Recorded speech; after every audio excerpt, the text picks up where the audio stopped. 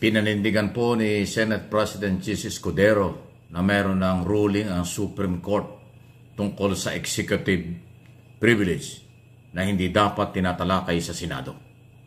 Okay?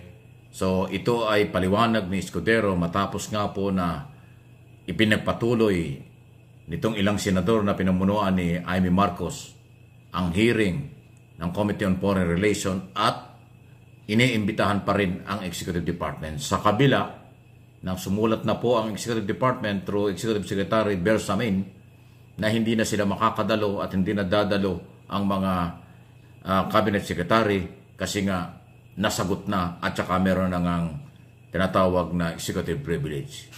Na yan nga po ay meron ng desisyon. Ginawa ito ni Bersamin dahil siya po ay dating Chief Justice, alam niya kung anong ruling ng Supreme Court. Pero pinipilit nitong ilang mga senador na grupo ni Aimee, ni Bato de la Rosa at Alan Cayetano na dapat humarap ang mga taga-executive department sa kailang hearing. Dahil dyan, nagpaliwanag na po ang Senate President.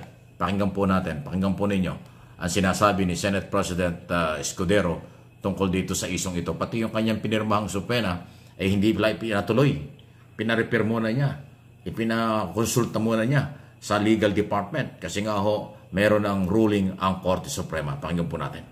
Sa unang sulat, sinabi nila na i-invoke nila yan sa mga katanungan na maaaring ipukol na may ginalaman sa executive o saklaw na executive privilege.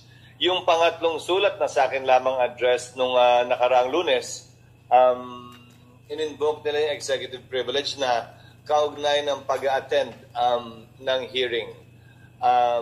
Ito, yung sulat na yon, bagaman nung panahong yon, napirmahan ko na yung sa PINA doon sa dalawang nire-request ni Senator Aimee. So, imbis na sa usaan namin pinadala ng Secretary General, pinadala yung aking sa PINA sa legal ng Senado para pag-aralan yung epekto nung pag-invoke ng executive privilege kaugnay sa mga sapinang napirmahan ko. Sa ilalim kasi ng dalawang naunang desisyon ng Korte Suprema, tiyak ko na alala pa ng mga matatanda na rito sa Senado yon. Itago natin sa pangalang Selly. Matatanda yung Ermita case at yung Neri case kung saan sinabi ng Korte Suprema na may kapangyarihan ng executive mag-invoke ng tinatawag na executive privilege kaugnay sa hindi lamang sa hindi pagsagot pero pati na rin sa hindi pagdalo ng ilang opisyal ng executive department.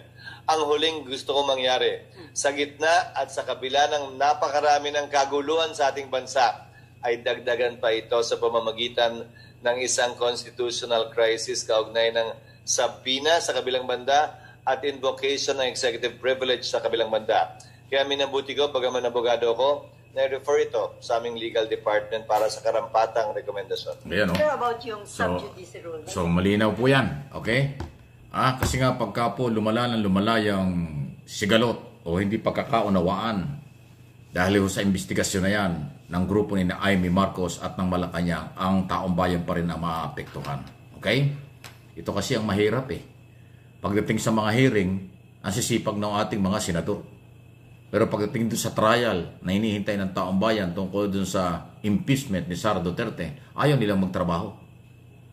Di ba?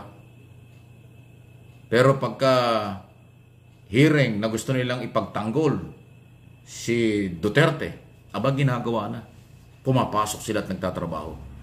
Nako, ito po nga si Amy Marcos, sipag na sipag po sa paghihiring para sa dito sa pagkahuli kay Digong, 'di ba? Na may illegal daw, labag daw sa batas, 'di ba? Nakita ko pa nga pati yung mga eroplanong sinakyan. Nako, inaano daw.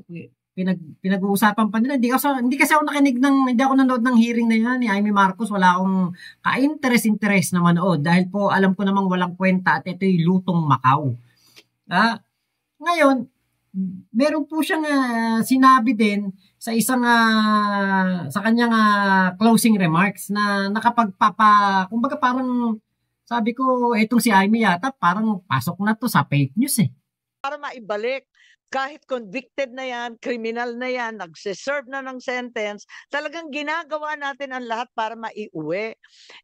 Kaya nga, tinatanong ko, nakauwi na lang tayo ng marami, di ba? Bakit natin ine-export ang ating dating Pangulo? Yun nga yung mga nahahatulan sa ibang bansa. Inuuwi natin pilit kasi ang Pilipino may karapatan manatili sa Pilipinas. Di po ba? Ngayon, natatakot na yung mga OFW natin, nandun sila, wala namang magtatanggol sa kanila. Kung mismo sa sarili mong bansa, pwede kang tangayin ng sino man. Abay, anong kasiguraduhan na safe sila sa ibang bansa? Hindi ko masagot at nahihiya na nga ako sa ating mga OFW. Hindi ko maintindihan kung ano masasabi sa kanila dahil nagagalit nga. Ba't daw ganun ang nangyari? Pero magko-closing na lang po ako. Palibasa wala tayong sagot sa araw na ito. Walang dumalo sa ating pagdinig. Hindi nila dininig ang pulso ng bayan. Paano tayo uusad kung mismo mga dapat magpaliwanag ay nagtatago sa dilim? Paano natin mapapanagot ang mga ayaw sumagot? Pero hindi tayo titigil. Sama-sama natin ihahatid ang mga sabpina na hinanda ko na. Kailangan kasi pirmahan ng lahat ito ng ating Senate President Chis Escudero. Kailangan pirmahan ng lahat ito pagkat absent silang lahat ngayon. Upang kanyang pirmahan, patunayan na ang Senado ay malaya at matapang na naninindigan para sa mamayan. Sambayan ng Pilipino ang masusunod. Tayong mga lingkod bayan mula barangay hanggang Malacanang ay pawang tagapagsilbi lamang. Tagapakinig na sa daing. Tagasagot sa mga tanong. Kung kaya ng isang matanda na may sakit na harapin ang walang respetong pag-aaresto, bakit ang mga duwag na ito ay wala sa ating harapan? Nako, magalit na kayo sa akin, pero hindi ba kaduwagan ang hindi sumagot? Sadyang naging duwag na nga ba ang mga Pilipino? Hindi ako papayag. Hindi rin papayag si Senator Bato. Hindi ako aatras tulad nila. Ipakita ko na ang Senado ay ang huling balwarte ng katapangan, ng katotohanan. Kung ang sigaw ng sambayanan sa ICC para kay PRRD ay bring him home, ang sigaw ko sa Executive Secretary Bersamin para sa mga pinoprotektahan niya, bring them here to the Senate, now. Yun lang po. Maraming salamat. With that, I suspend this hearing. Thank you po. Ito po yung sabi ko parang fake news si Amy Marcos, yung sinabi niya na pulso daw ng bayan. Aba, hindi ba nakita ni Amy Marcos yung survey na 51% ng mga Pilipino ay pabor na pagbayarin si Digong sa kanyang mga kasalanan. At ilang porsyento lang po ang ayaw na itong si Digong ay isuko sa ICC. Konti lang, napakakunti lang. Kaya po alam nyo, si Amy, etong kanyang hearing na ito, bias hearing to, at talagang ito po ay para sa in aid of Digong. Para tulungan si Digong. Hindi po ito para sa ating mga Pilipino, hindi po ito para makagawa ng batas. Kasi tayo po, hindi tayo makikinabang dyan sa hearing na yan. Dinagdag pa niya dyan na yun daw mga Pilipino na nako-convict sa ibang bansa, iniuwi natin. Totoo po yun. Marami po tayo mga kababayan, katulad na lamang nitong nakaraang Hari Raya o Ramadan season. Dyan po sa UAE, meron pong pinauwi na 115 na Pilipino. Dahil po sa kanilang tradisyon na parang pinapatawad nila yung mga Pilipino, pinapauwi. Marami pong pagkakataon na ganyan po ang nangyari. Ngayon, yung mga Pilipino na yan, hindi naman yan nagpagurgur. Hindi naman yan nagutos, nagumurgur. Amy Marcos, nasan ba utak mo? Diba? Si Digong, ang kaso niyan, crime to humanity o for humanity. Etong mga kaso nitong mga OFW na pinapauwi natin o nakikipag-usap tayo sa mga, minsan sa Arab countries, ganyan, di ba? Nakikiusap tayo na etong taong to, pauwiin, dahil ito'y may pamilya, nagawa niya lang yung bagay na yon, hindi niya sinasadya, di ba? Kahit nga ito nga yung sa Indonesia, si Mary Jane Veloso ba yun? O di ba nagawa nga pauwiin ni PBBM? Kasi yan po, wala pong mga mabibigat na kaso yan. Hindi po sobrang bigat na mga kaso. At hindi rin po nila yan kasalanan, yung iba dyan. Katulad dito sa Indonesia, yung Mary Jane. Hindi niya kasalanan yun. Talagang ginawa lang siyang yung meron tawag yun yung carrier lang siya. Pinadala lang sa kanya yung kontrabando. Maging ka naman, patas ka naman sa pagbibigay ng information. Kasi kumakandidato ka, Amy Marcos, napakadelikado ng mga pinagsasabi mo, ng bunganga mo. Katulad niya, sasabihin mo, pulso ng taong bayan. Sana hindi pulso ng taong bayan na sinabi mo, pulso ng mga DDS. Kasi kayo lang namang mga DDS ang angal ng angal dyan sa pagkakahuli kay Digong. Pero kami, katulad ko, na isang mamamayang Pilipino na naniniwala na dapat makakuha ng hustisya ang bawat Pilipino, dapat lang yung nangyari kay Digong. Diba? Dapat lang yun eh. Diba? Pero yung etong mga iyahalin tulad mo sa mga OFW na mga pinapauwi, yung iba dyan, mga nag-shoplift lang naman. Yung iba dyan, hindi naman sadya yung ginawang kasalanan. Mabababaw lang ang kasalanan, kaya pinauwi, kaya pinatawad. Itong kay Digong, walang kapatawaran to. Crime for humanity. Hindi pa kinikilabutan tong si Amy Marcos sa kanyang mga pinagsasabi, no? Tapos makita mo doon si Bato de la Rosa tatawa-tawa. Tinatawag na duwag sila General Torre. Si General Torre ang isa sa pinakamatapang na Pilipino ngayon. Pasensya ka na din, Senator Amy. Mas duwag kayo. Duwag kayo dahil hindi nyo kayang kalabanin ang talagang mga kriminal katulad ni Kibulok at ni Digong. Si General Torre ang pinakamatapang na pulis ngayon. Dahil sa loob lamang ng wala pang isang taon, nahuli niya ang dalawang pinakamakapangyarihan dito sa Pilipinas. Naakala natin walang makakahuli. Naakala natin hindi kayang ioblo. Yung pala, posible dahil sa isang General Torre. Mas duwag kayo. Kayong mga senador kayo. Dahil hindi nyo kaya kalabanin ang inyong mga kaibigan na lumalabag sa batas. Hindi nyo kayang kalabanin si Kibulok na gabi-gabing nambubulog ng mga pastoral niya na kapag napagsawaan niya na, ipapahiram niya sa mga kaibigan niya. Hindi nyo kayang kalabanin si Kibulok. Buti na lang may General Torre. O tapos si Digong na siyang responsable sa napakadelikadong utos sa mga parak. Anong nangyari? Napakatagal na panahon walang nakapagkaso dito sa takot at walang tiwala ng mga complainant. May tumulong bang senador sa mga complainant, sa mga biktima ng EJK? Wala. Kaya ngayong nahuli si Digong ng Interpol, gigil na gigil kayo. Palibasa mga konsentidor kayo. Ito pa, di ba, etong si Sara Duterte, sabi niya, tanggap niya na hindi niya na maiuwi ang kanyang ama. At kumbaga parang na nga siya, nakamove on na nga si Sara Duterte sa nangyari kay Digong. Kahit nga si Digong, tanggap na rin niya yung nangyari sa kanya. Diba? Pero etong si Amy Marcos, hindi matanggap ang nangyari. Hindi niya matanggap. Hindi makamove on. Ano ka ba ni Digong?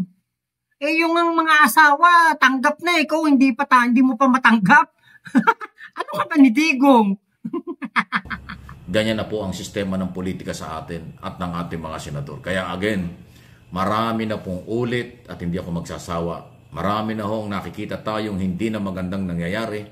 Maging marunong na po tayo sa pagpili ng mga kandidato na iboboto natin tuwing mag-ieleksyon. Nakakasawa na ang mga traditional politician, mga matatandang politiko, mga lumang style ng politika. Kailangan maglagay tayo ng mga makabago, bagong pangalan, bagong mukha, bagong pag-asa para sa ating Senado. Dahan-dahan po natin palitan ang mga matatandang politiko, pasintabi na, mga traditional politician, angka ng mga politician na ang kadalasan ng galaw para sa aking opinyon ay pang sarili. Pampolitika lang, pang partido lang, utang na loob lang. Hindi yung kapakanan ng mamamayang Pilipino. Di ba ang sarap ibalita at magandang pakinggan kung yung Kongreso, Malacanang, ang Senado nagkakaisa para palakasin ang ekonomiya at seguridad at programa ng gobyerno. Dahil nangyayari po ngayon inaaway ng ilang mga politician ng Malacanang sa kailang policy at ginagawa para magkaroon tayo ng problema sa saligang batas. Magkaroon ng constitutional crisis na nagbabanggaan sila. Alam nyo, ang 3 branches of government, okay lang mag-coordinate, mag-usap, magtulungan. Pero hindi dapat sila nagsisiraan, naglalabanan. Kasi yung 3 branches of government, Executive Department, tagapagpatupad ng batas. Ang Legislature, Congress at Senate, tagagawa ng batas. Ang Judicial Body, yan at ang nagsasabi kung legal o illegal ang ginawa at implementation ng batas. Pero itong mga mababatas, pinipilit nilang silipan ang Executive Department. Dapat kung anong ginawa ng Executive Department at naipaliwanag ng Executive Department ang kailang puntong legal kung bakit nila ginawa yon, dapat enough na yon. Pero hindi tanggapin ng mga senador. Pinipilit nilang mali ang ginawa sa pagpapatupad ng batas sa pagkakahuli kay Duterte. So nagkakaroon ng kulay na kampihan at politika. Ganyan pong kasama na ang ating mga politiko at politika sa ating bansa. So, ulitin ko, mag-i-eleksyon tayo ngayon sa Mayo. Maglagay po tayo ng mga hindi traditional politician, mga bagong mukha. Marami naman yan. Huwag natin kalimutan, 60, mahigit pang 6 na po ang kandidato. Bakit natin ipagsisiksikan ng mga sarili dito sa ilang mga pangalan? Napabalik-balik na lang dyan sa Senado at alam naman natin kung ano ang mga record ng mga ito. Doon sa 16 kandidato, napakarami doon magagaling. May doktor, may abogado, may mga CPA, mayroon talagang makabayan. Bakit hindi natin subukan? Yung mga bagong mukhang yan na gawin nating senador, baka may pag-asa tayo. Kaysa sa yung kasalukuyang nandyan ng mga senador na gusto pang bumalik. Kaysa kasalukuyang mga senador na hanggang 2028, mananatili sila dyan. At iba yung mga galaw. Talagang iba-iba sa Pilipinas. Sa ibang bansa, kung ano ang ginagawa ng Executive Department nila, sinusuportahan, hindi iniimbestigahan. Dito ang ginagawa ng Executive Department, ng Office of the President, iniimbestigahan na, nilalait pa. Hindi pa tapos ang investigasyon, sinasabing mali na. Binabanatan pa dahil meron silang pinoproteksyonan ng mga kaibigan katulad ng mga Duterte. Sa ibang bansa po walang ganon. Kahit dati kang presidente, kahit dati kang prime minister o dati kang hari, pag ikaw inimbestigahan dahil may problema ka, walang pakailam ang Kongreso at Senado nila. Pinapaubaya ang implementation ng batas na ginagawa ng gobyerno nila. Dito sa ating ginagawa na ng gobyerno, ng Executive Department, ang implementation ng mga batas, minamali pa ng mga senador na kakampi ng maaaring tinatamaan ng batas. Ganyan na po ang kasama. Kaya dapat talagang maging marunong na po. Kung hindi, palala ng palala ang kampihan, siraan, kanyang interest, pang sariling interest lang ng iba nating mga politiko sa Pilipinas. Please like and share ang video. Ngayong May 2025 election, magkakaalaman kung kukonsintin pa ba ng mga Pilipino itong si Amy Marcos, si Bato, si Bongo. Kukonsintin pa kaya sa ginagawa nilang pagiging pro Duterte at ginagamit ang Senado bilang venue ng pagtatanggol sa isang kriminal na si Digong. Kayo ba'y boboto ng isang senador na nagtatanggol ng kriminal? Diba? Yan ang mga tanong ngayon, May 2025. Tapos ito, dito kay Chis Escudero. Dito ngayon magkakaalaman. Kasi si Amy Marcos, parang ano siya alam mo yung parang sure na sure siya. Ang taas ng kanyang confidence na etong si Senate President Chis Escudero pipirmahan ng kanyang subpoena. Sabi pa nga niya, 'di ba, bring him there. Bring them here. Baliktad. Bring them here. Sabi ni Amy Marcos. Inuutusan si Lucas Bersamin. Bring them here. Dito ngayon magkakaalaman. Sino ang Senate President at sino si Amy Marcos? Dito magkakaalaman ngayon yan. Pero ako, ginisiguro ko, si Chis Escudero, hindi niya papayagan ang ginagawang pagmamalabis ni Amy Marcos. Hindi papayagan. Nung mga nakaraang panahon na medyo na question natin itong si Chis Escudero. Pero after some time, naiintindihan natin yung kanyang kumbaga paliwanag patungkol na dyan, lalo na dyan sa impeachment trial ni Sara Duterte, na buti na lang hindi ngayong 19th Congress. Kasi kung ngayong 19th Congress, delikado. Mukhang ang mga senador kampe kay Sara Duterte. So sa 20th Congress, pwedeng mawala si Bato, si Bongo, si Amy Marcos, eto nga si Pia Cayetano, pwedeng hindi ito manalo. Sino pa ba? Yung mga senador na na mga pro Sara, pro Digong, di ba? May mga posibilidad na ito'y matalo at ang manalo ay ang mga pro government o yung mga pro sa katotohanan, pata sa katotohanan lamang. Kasi itong sila Amy Marcos, bokang-boka to si Amy Marcos, ayaw niya ng impeachment ito din magdudulot lamang ng gulo, pero di ba?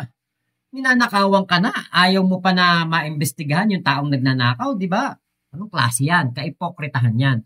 Di ba? Kaya po, dito, nakikita natin ang kulay ni Amy Marcos, ang tunay na kulay ni Amy Marcos. Talagang ito, hindi po ito kakampi sa kanyang kapatid. Hindi po ito kikiling sa katotohanan, hindi ito kikiling sa tama. Ang gagawin nito palagi ay kontrahin ang tamang ginagawa ng kanyang kapatid. Hindi natin alam kung insecure itong si Amy Marcos dahil si PBBM ang naging presidente at hindi siya ang napisil na maging presidente o susunod na presidenteng Marcos. Di ba? Napaka pangit na makita na yung naturingang super atin on ngayon po ay balimbing na at mas kumikiling pa po dito sa kriminal na si Digong. Diba? Sana makita natin na ito nga si Amy Marcos ay natatalo sa May 2025 election at sana makita din natin from Chis Escudero na siya mismo hindi niya pipirma ng subpoena nitong mga tauhan ni PBBM lalo na ni General Torre. Hindi pipirma ni Chis at sasabihin niya kay Amy Marcos, itigil mo na yung laro mo, itigil mo na yung in aid of Digong na hearing mo, itigil mo na yung katarantaduan mo. Kasi halatang-halata ka na.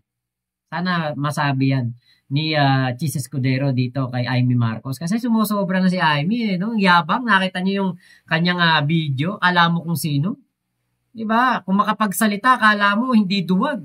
Duwag nga kayo sa paglaban sa katotohanan. Si Digong kailangan pagbayarin sa kanyang mga kasalanan. Bakit mas kampi kayo kay Digong kaysa sa mga nagreklamo na mga kababayan nating nasa talampakan daw po ng lipunan? Bakit hindi nyo sila ang inyong kinakampihan? Hindi yung si Digong na napaka makapangyarihan. Samantalang itong mga taong ito dapat ang inyong pinoprotektahan. Sila yung mga kailangan ang proteksyon ng mga katulad yung senador. pero hindi nyo pinaglalaban, di ba? Nakakadiri kayo. So, yun lamang po. Maraming salamat sa pagsama nyo dito sa aking vlog na ito. Thank you sa video ni Sir Mike Abe na ating nareaksyonan. At salamat po sa mga tropa pips natin dyan. Lagi nga nakasuporta. Nako, ang bilis nyo naman na akong bigyan ng subscriber. Talagang salamat po kasi napakabilis po. 281,000 subscriber na po tayo.